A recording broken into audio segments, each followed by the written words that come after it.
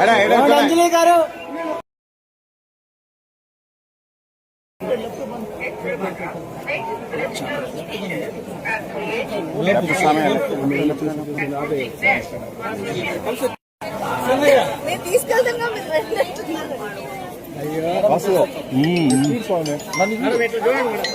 నేను కాదు స్వామి వీడు గిరిగాడు